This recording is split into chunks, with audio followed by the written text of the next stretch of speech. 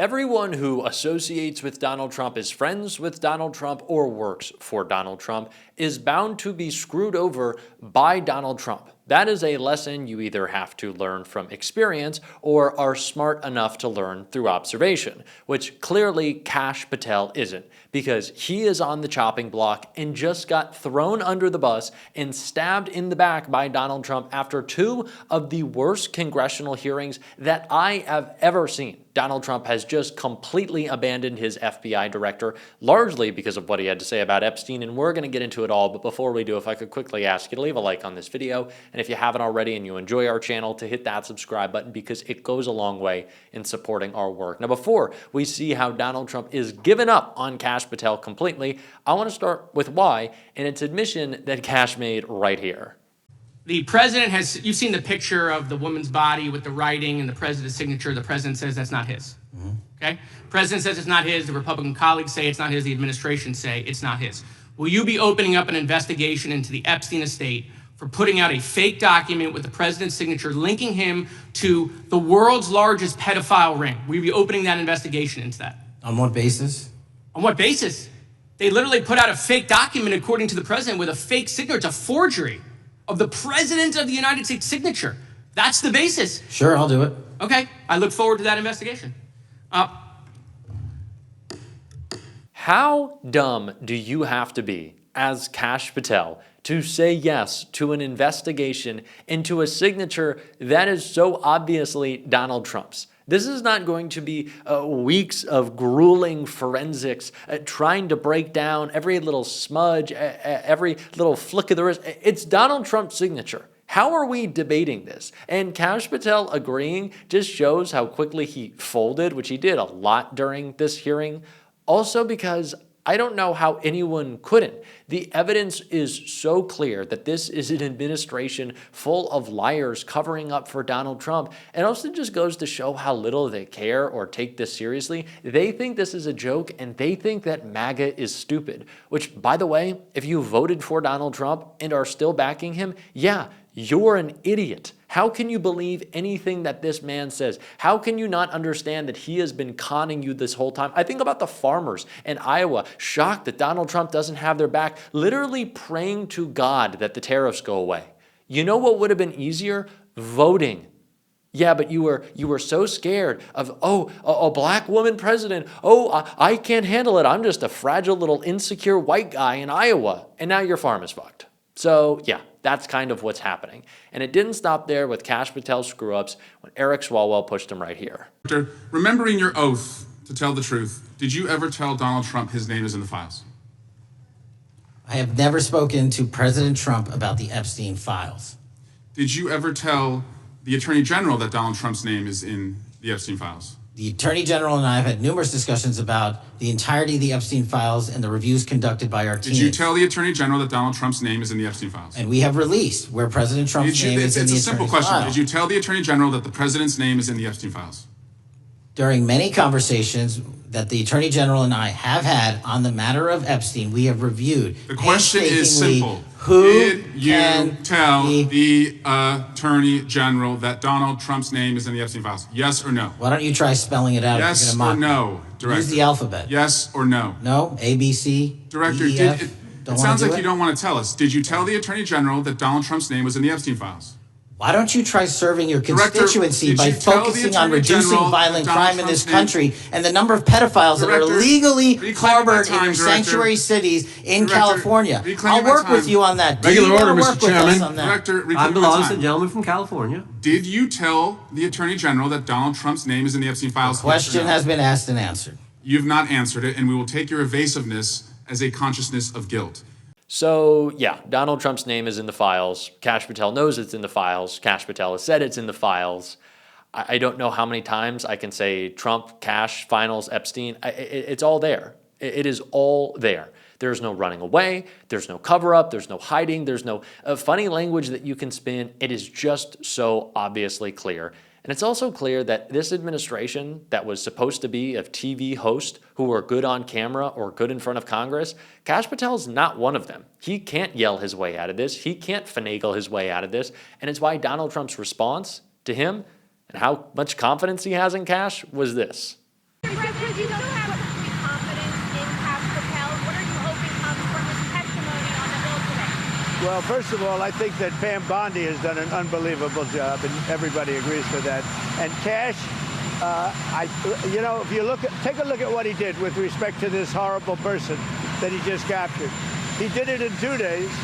It took other similar cases 4 days, 5 days, 4 years, if you look at certain shooters. Now, I have confidence in everybody in the administration.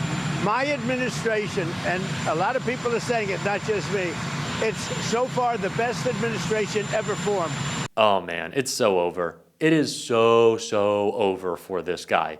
Donald Trump saying, do I have faith in Kash Patel? Do I have confidence in Kash Patel? Well, then, Pam Bondi's doing a great job. Oh, man, it is so over for Kash because of course it is. Of course it is. How do you sign up for Donald Trump's administration without knowing that he is willing to shit-can you so fast? He does not care about anyone. He doesn't care about Kash Patel or Pam Bondi. He certainly didn't care about Charlie Kirk. It is all about not what you can do for Donald Trump, but what can you do for Donald Trump in that individual instant. This is not a long-term thinker because, he's thinking about in the short term, he's probably going to be in heaven, or not in heaven. He's going to be wanting to go to heaven.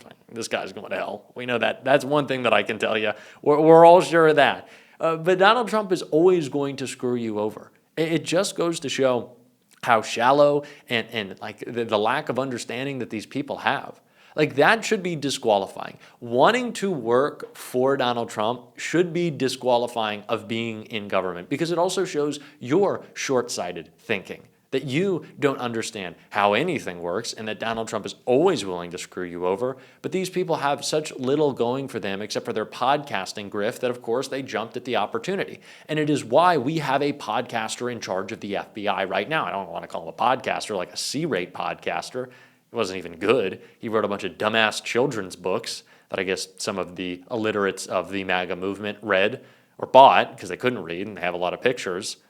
I'm being a little mean today. I think that's fine. I'm pissed, and we're allowed to be pissed that this man is putting us in danger because he is a moron. Jasmine Crockett, just as pissed, had the same thing to say. I definitely take issue with a number of decisions that Donald Trump makes, especially when it comes to the people that he decides to appoint to very important positions, including this one, because I did have to make sure that I wasn't going crazy. But when I say that you are the least qualified FBI director in the history of the FBI, that is real, because you are the only one that never even served with the FBI prior to joining, yet we are supposed to believe that That's you are false. the greatest thing since sliced bread. I didn't ask you a question. Now, what I want to go through is to talk about why you are a failure and why, honestly, we just need to tell you bye-bye. I know that you got a little upset and you put on your show for your boss because it seems like you're trying to save your job when it came to talking to Senator Booker yesterday. But let's go through some of your failures. So before you were even confirmed, and I think one of my colleague from Georgia, pointed out that you are already targeting career officials so that you could direct illegal firings. Mind you, these cases that you were so upset about, which are the ones tied to Trump, the cases came through his handpicked FBI director. And frankly, when people sit around and say things like, oh, we're happy because now we feel safe. I don't know who feels safe in this country except for the white supremacists, because I specifically as a black woman definitely don't feel safe. And frankly, my colleagues have been real nice to you today, and I applaud them, but I don't have the same demeanor because I know that multiple colleagues on this side of the aisle have faced death threats. In fact, somebody tried to kill one of my colleagues. And frankly, I don't know if this FBI or under your leadership, if those people would have been caught. I don't have any confidence in you. And if we start talking about the reasons that I lack confidence, we could start with you not just wanting to acknowledge some simple facts. Simple facts like the vast majority of the threats are coming from right-wing extremism. And I know my colleagues have tried to stress this, but I decided that I would maybe do it in a different way. Number one, I have a couple of UCs. Kim Buck, one of multiple Republicans receiving death threats for voting against Jim Jordan as House Speaker. Without objection.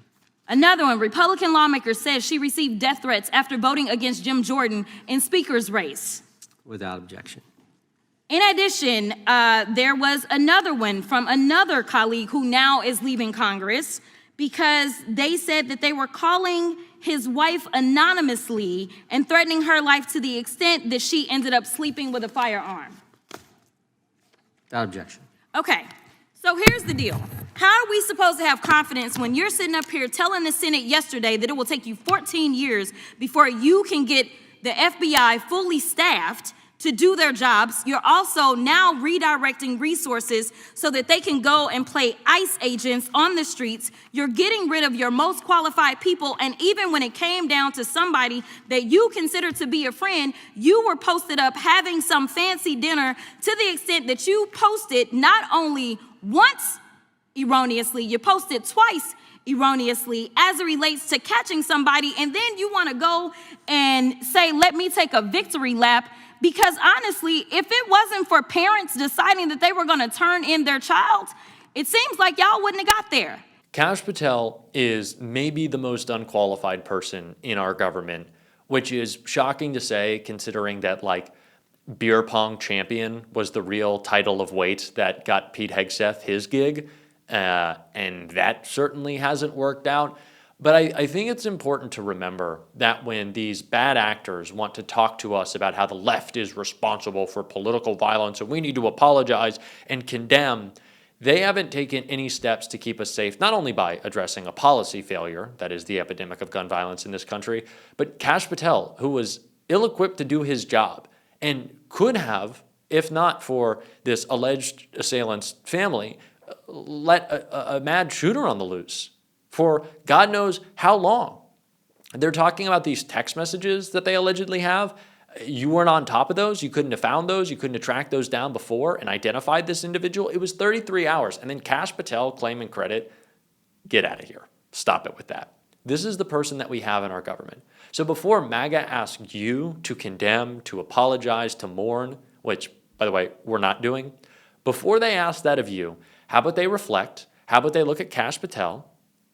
And how about they fix that situation at the Bureau? Because it's not really great right now, and it's not reflective of someone who actually cares about the safety of this country. We're going to make that abundantly clear. We're going to call that out, and if you want to support that on this show, it's straight talk. That's it. As always, you can hit that subscribe button, leave a like on this video, and if you stuck around to the end, drop a blue heart in the comments. And as I've been saying for the past day, if you want something to watch, to just relax and chill, I had a fun interview with Governor Westmore that you can watch right here. I'd really appreciate you taking a look at it. Keep on fighting. Don't let anyone silence you. Until next time, I will see you soon.